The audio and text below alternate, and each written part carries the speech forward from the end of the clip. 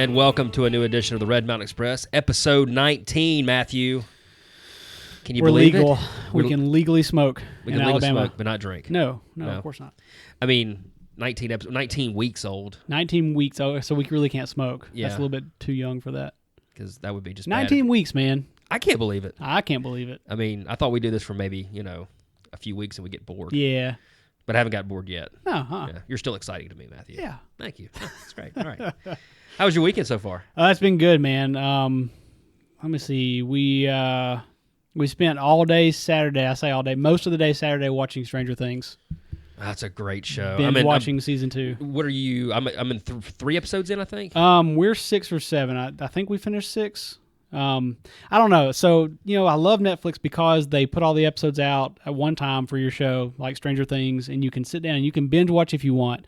I, however, have gotten really bad at binge watching stuff here recently. Laura was all in. She could have sat there and we could have watched the whole season, but I made us get up. I had to do something. Like, I've been sitting all day. I've got to get up and at least just walk around the house and do something. The problem with binge watching with me is that I'm like Laura. I will binge watch every single episode, but then I won't have a show to watch until The Crown comes on. Right. I love that show. Yeah.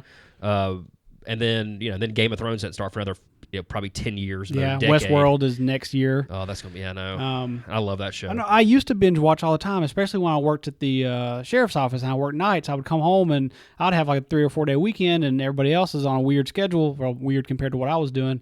And so I would find a show and just binge watch the crap out of it. It was like House of Cards, probably. House of Cards wasn't on yet. This is like the 2007 to 2013. So my first show that I really started binge watching was Mad Men. Mm-hmm. My brother gave me his Netflix account. Right. And so I was bored one day, and I was like, let's see what this Mad Men show's about. And I was a season and a half through in about a week, and I was like, well, it's about time to catch up on this show. I started with lighter fare. I think I'd already watched a lot of Scrubs when it was coming on TV originally. Not a fan of that show. Love Scrubs. I've watched every episode probably 4 times now. Not counting the last season because it's terrible. Didn't it switch networks or something? No, it didn't switch networks, but they swapped the whole cast for the last season. What? Yeah. I don't think it switched networks. It was always ABC, I think. I thought it was NBC and then went to ABC. I don't think so. Oh. Anyway, so I binge watched all those, started with that, and then I think I got into some old Stargate SG-1 episodes. I was a big fan of that show. Yeah, that's just weird. Went into the Joss Whedon, got the Firefly, all 12 episodes of that season out. That's like Dollhouse. No one likes Firefly, but then when you talk, it's like a cult classic, You right? think nobody likes it. Nobody I know likes it. Anyway, so Stranger Things, great.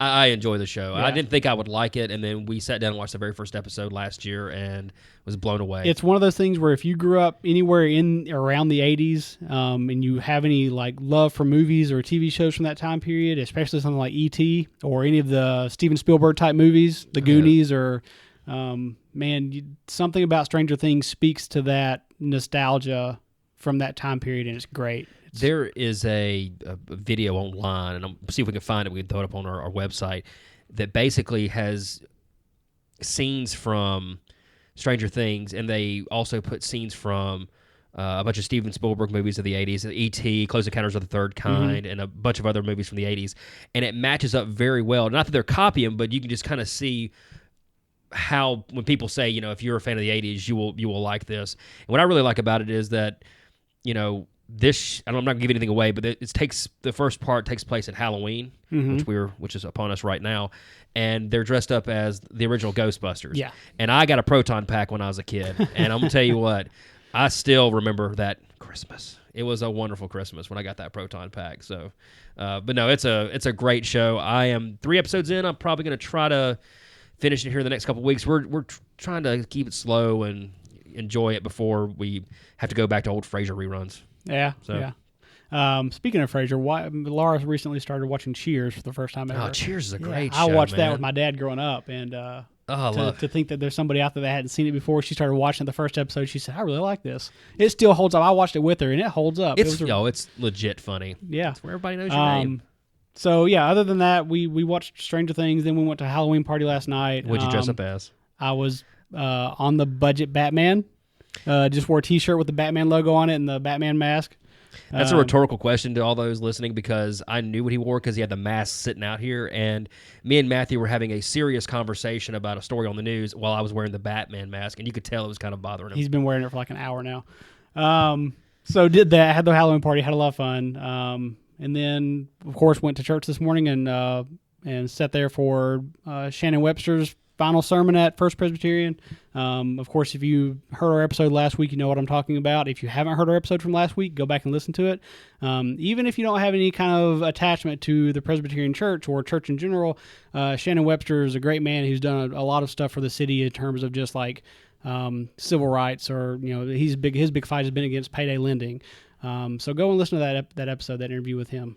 Yeah, I was sitting right behind you during the service today, and it was tough saying farewell to a wonderful person, and like I've said in the previous podcast, we consider him a friend, and but I am grateful every day that I got to know him. Yeah, because I think it's what he has done for the city has been very, very important with his, work on whether it be payday lending or other social justice issues. It was just a tough day, but he's happy to be going home to the hills of New Mexico. So we're gonna miss him. On my end of things, our weekend was pretty much just trying to stay out of the cold. I mean, it was cold this weekend. It was cold this weekend. Yesterday, we really didn't do too much. I had to go to a meeting yesterday morning, but other than that, I mean, it was basically staying in the house, not trying to get the baby out in the cold. I made a pot of the classic Westbrook beef stew. It's just more of a soup if you have ever had it. Put over some rice. It was really, really good. And then kind of watched some football, which kind of takes us to our next segment, talking about sports. Alabama and Auburn were off this weekend. It was one of those weird years where they both have the bye week on the same week, which means weddings happened. And did you go to any weddings? No, I did. I have some friends that did, but I didn't go to any weddings. I was talking to somebody a few weeks ago. We were talking about that, and they had said they were invited to 2 weddings. Wow, that weekend. Most of our friends have been married off by now, thankfully. Yeah, because we went through a spell of a lot of weddings, which is great fun. But man, it's just like one weekend after another. Yeah. Weddings. And the weddings are fun, but after a while, you're just like, oh, my Lord. I'm ready for all my friends to be married. So no, we didn't have any. But yeah. Good point, though. I mean, hey. Yeah. But UAB did play this weekend. They traveled to Southern Miss and got the win. They are now 5-3, 1 win away, and they'll be going bowling, which is quite an accomplishment considering they didn't even exist until this year, or they risen from the dead since it is around Halloween. They play Rice next week here in Birmingham at Legion Field at 2:00. So please, like we've always said, get your butts out there, go sit in the stands, make sure that they know that you care. And UAB's I think leading the league in attendance. So I think that's right. That's a really big thing for the school of University of Alabama at Birmingham. Also at the Magic City Classic this week. Or this weekend, Alabama State University versus Alabama A&M. I think ASU won 21-16 over That A&M. is right. They had a really big crowd out there. They always have a big crowd for the Classic. Great football game, 21-16. I want to say ASU scored 1,400 answered points to win the ball game. And they always have a good game out there. A lot of folks were out there, whether it be city officials, statewide politicians were out there. It's a big deal. Yeah. And glad to see that they had a pretty good competitive game because, rivalry games like that are really fun. But if it's like a 42-0, it doesn't seem as fun. Even if you win, it's kind of like, I wish it would have been a lot of fun. But I mean, this seems like it was a pretty close game, and the folks out there got their money's worth. Oh yeah, for sure. Also coming up in sports, we have the Birmingham Bulls. Now they've played 3 games already, all away games. They've got their first home game coming up November 3rd, so that's this coming Friday. Are they at the Pelham? They're at the Pelham Civic Center down there on 31. Like I said, it's their first home game. It'll be their 4th game in all. They're 0-3 right now. They're not having a great season, but again, it's their first season back since I don't know how many years off. I have no clue, but it's the been a last while. time I remember watching them was when I was maybe in middle school. Are you a hockey fan? I like watching hockey when I watch it. I don't go out of my way to watch it. I've been to a few Predators games. When they were doing really well last year and the year before, I watched a few on TV. Not a huge fan. I went to a few Bulls games as a kid. Like we'd go with Cub Scouts or Boy Scouts and saw a few games. It was one of those things where I didn't really understand the sport because it was hockey, and we live in Alabama. But I went for the fights because back then the fights weren't really regulated as much as they are now. So things would get really dirty really quickly. So no, not really. I enjoy it, but not I don't know, not out of my way. I'm kind of shocked about how you see like the Predators in Nashville has really taken off. For an ice sport to be in a southern city that's become very popular. I mean, they were in the Stanley Cup Finals. It's been really interesting to see that. I think that the thing about hockey, and I've heard this from a ton of people who love hockey, is going to the games is completely different from watching it on TV. My brother moved to Colorado and lived in the Denver area, and he did not like hockey. He would tell you right now he thought it was boring watching on TV, but then he went to an Avalanche game, and he became a lifelong fan because being there, seeing the speed that they're on the ice, it's completely different. So good to see the folks over in the Birmingham Bulls take it back to the ice. Hopefully they'll turn the season around, but it's early. And like we've said, this is their first year back in forever, and not everybody can be the UAB Blazers and be successful right off the bat. So. Right. Well, I'm sure recruiting for a hockey team is a little bit harder than recruiting for a college football team. Absolutely. Also, if you want to see their schedule or if you want to buy tickets, that's bullshockey.net. .net. Net. Bullshockey.net is where you can find more information about their upcoming schedule and buy tickets. But again, they're playing the Knoxville Ice Bears on the 3rd. The Ice Bears. The Ice Bears. So it's the Bears versus the Bulls. That's right. It's kind of like a Chicago thing, isn't it? Kind of. Yeah. See? Except for in Birmingham. Let's take a break, hear from our friends over at Beach and Woodworks. When we come back, we'll talk about a couple of things going on with the City Council and an article by Vogue Magazine. We'll see you in a second.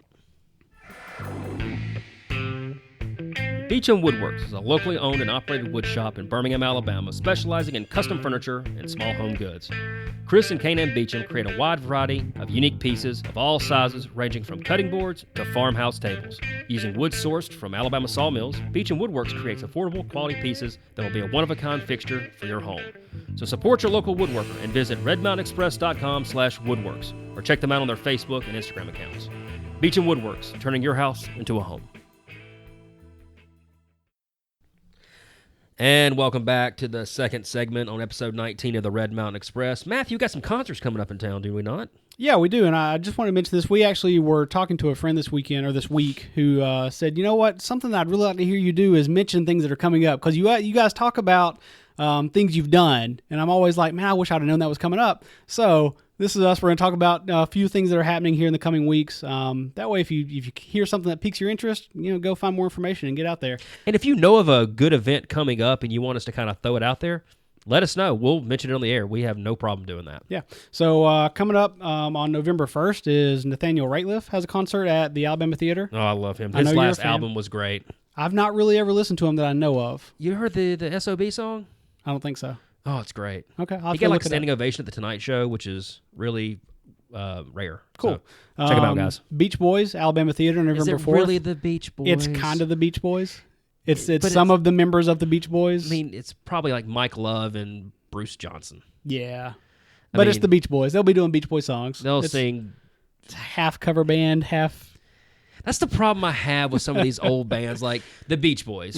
I am a huge Beach Boys fan, but the problem is that you have one set of Beach Boys, which is Mike Love, who's the guy who sings like "I'm picking up." He has the low voice, right. Okay, and "Get Around." He sings that, but then you have another segment, which is the one that sings "Help Me, Rhonda." His name is Al Jardine.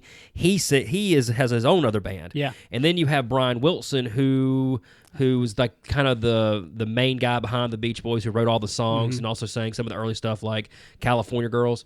He's off doing his own other thing. And then another brother that sang some of the hits such as Wouldn't It Be Nice and God Only Knows, he's passed away. So it just, you wish you could get them all together again. Right. It's kind of like the whole the philosophical question, the whole ship of Theseus. You know what I'm talking about? No, Where I do not. It's basically the idea of you have a ship and you replace all the parts. Well, at what point does it become a different ship altogether? Right. Yeah, it's kind of like that. Well, it's like Leonard Skinner. Like, people are like, I'm going to see Skinner. And I'm like, Are they really Leonard Skinner? You're going to see a band who calls himself Leonard Skinner. Yeah, they play the old Leonard Skinner songs. But Mike Love's good. I like Mike Love. I think he does has some really good music. He sang Kokomo, which is right. And if you enjoy the Beach Boys, it's going to be a good show, I'm sure. Oh yeah, I'm sure it is. That's just my philosophical take on calling somebody the Beach Boys or Leonard Skinner. After that, November 5th, Emmylou Harris is going to be at the Alice Stevens Center, and then Craig Morgan's going to be at the Lyric Theater on November 10th. So I like Craig Morgan. Yeah, that's what we got coming up over the next couple weeks. You like Emmylou Harris? She's really good. I've really just kind of listened to her here and there, but really? Yeah.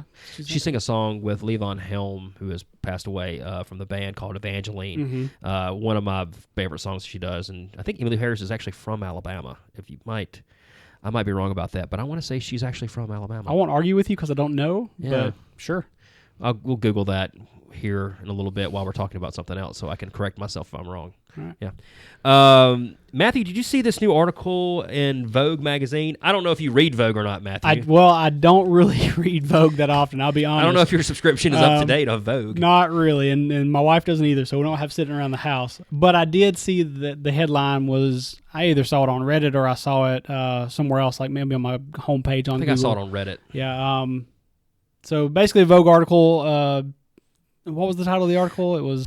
you have the title right here. Here it is. It's how best to spend a weekend in Birmingham's The South's Magic City. It's written by Daniel Scheffler on October 26th. That's correct. And he goes through, mentions best places to eat, best places to go shopping, things to do. Right.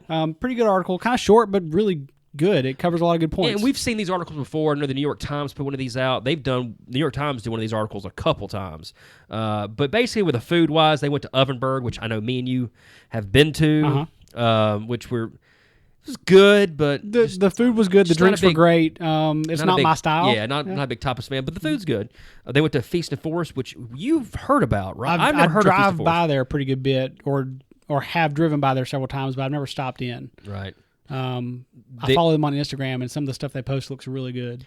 They also went to the Basitz Food Hall, which we have been to several times, and even interviewed Randall Woodfin there. Go back and listen to that. They also go to the Woodlawn Cycle Cafe, which I have ridden by several times and haven't stopped, but I've heard great things over and over about. So I think that they were all over the place. They also went, with shopping-wise, they went to Mount Brook to Etc., which I know me and you have talked about before, and they went back to Woodlawn for Open Shop, which I have never been to but have heard of.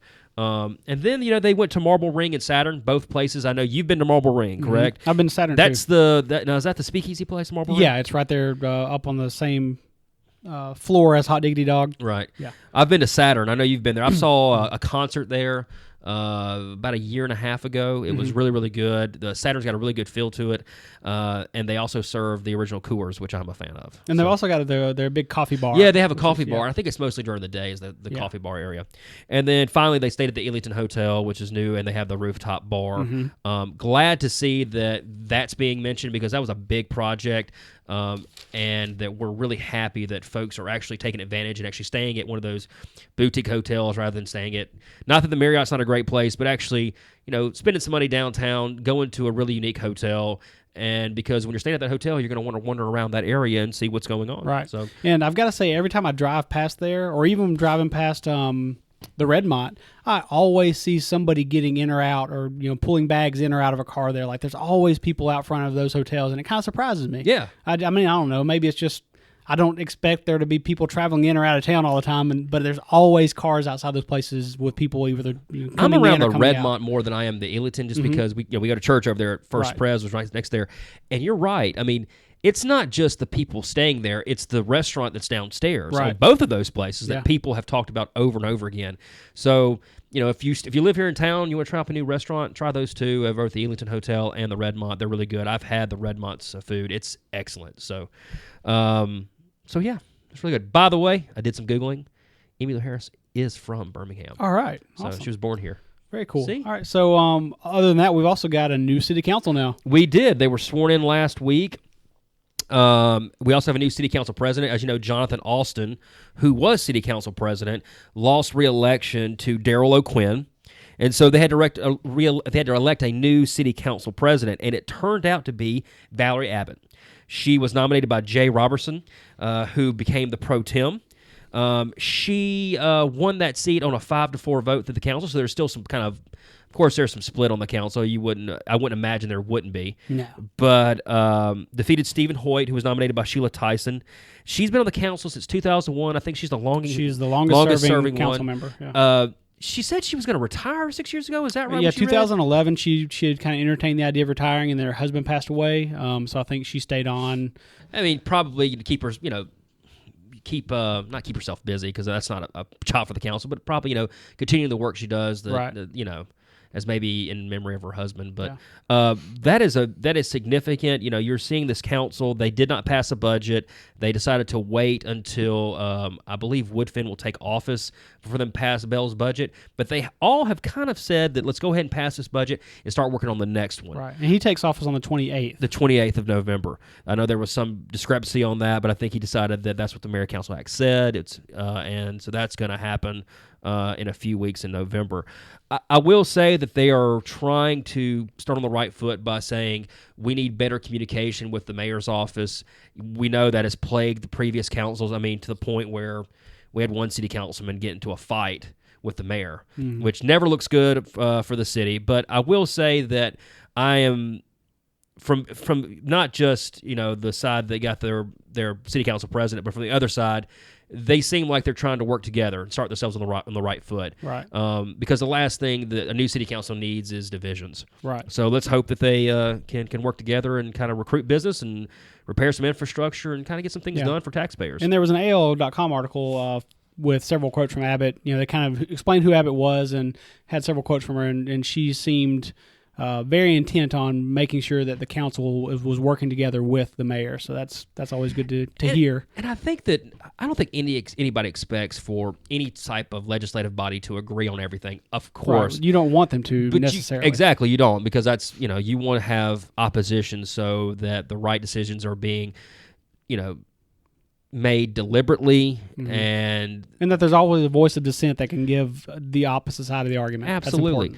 But I think if you can work together in civility, that can go a long way rather than just pointing fingers and fighting and things that have plagued not only the Birmingham City Council, but whether it be other legislatures, Congress, or other city councils around the country. I mean, you have that kind of divisiveness. It can really hurt when it comes to recruiting business or just managing a budget and managing city departments. Right. So it's a new day in the council.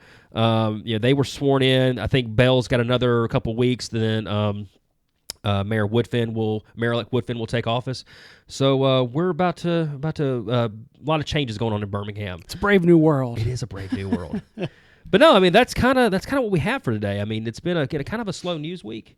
Matthew, you got anything else for the good of the order? No. No, I don't.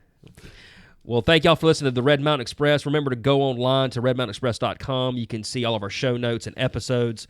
You can also go on iTunes and your favorite podcast apps to listen to our podcast. Also, rate us and review us. That's the only way we know if we're doing a good job. And reach out to us. Let us know what we're doing right, what we're doing wrong, and if there's anything you'd like to listen to.